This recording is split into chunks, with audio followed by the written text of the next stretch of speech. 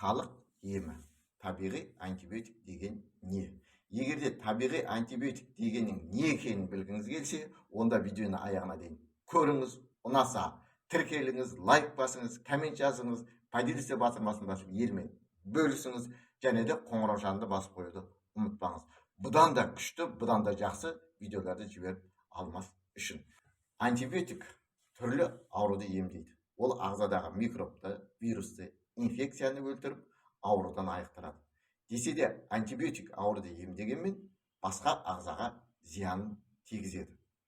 Ал біз ұсынатын табиғи антибиотик ауруыңызды емдейді, оған қоса иммунитетті көтереді. Барлық ағзаға пайдасын тигізіп, жалпы жағдайыңызды жақсартады.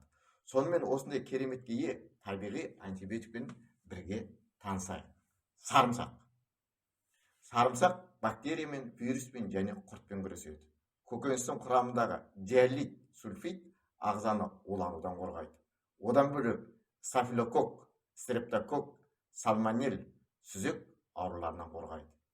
Пияз стафилококк пен стрептококк вирусының өршуіне жол бермейді. Пияз жеп жүрген адам тұмау болмайды және суықтап ауырмайды.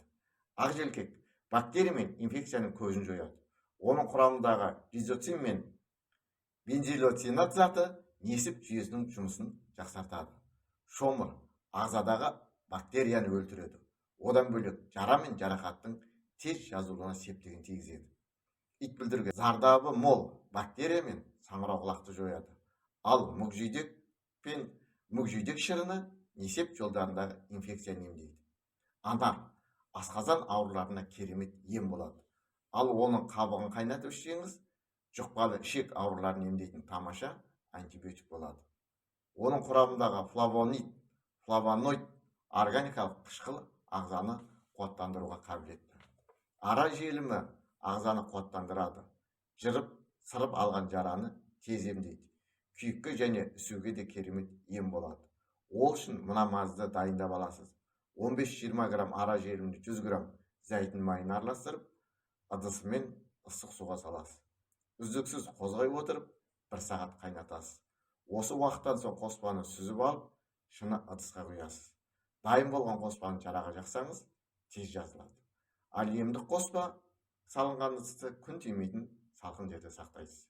Мумия микробқа қарсы күресетін антибиотик. Ол ішек таяқшалары мен стафилококк инфекциясын емдейді. Алоэ вера ағзадағы инфекцияны жоятын антибиотик. Оның құрамындағы муколисахарид ацетамин иммунитетті нығайтып, жалпы жағдайыңызды жақсартады. Түймедақ қабынуға қарсы күресетін антибиотик. Оған қоса жарақатты тез жазатын антисептикте қызметін атқарады. Әрбір өсімдіктің қарсы көрсетілімдері бар екенін есте ұстаған жөн. Сондықтан қайсысын қолданғыңыз келсе де, алдымен дәрігермен кеңескен дұрыс. Видео ұнаса тіркеліңіз, лайк басыңыз, коммент жазыңыз, поделиться батырмасын елмен бөлісіңіз, қоңыраушанды басып қоюды ұмытпаңыз. Бұдан да мықты видеолар жіберіп алмас үшін бар болайық, бай болайық.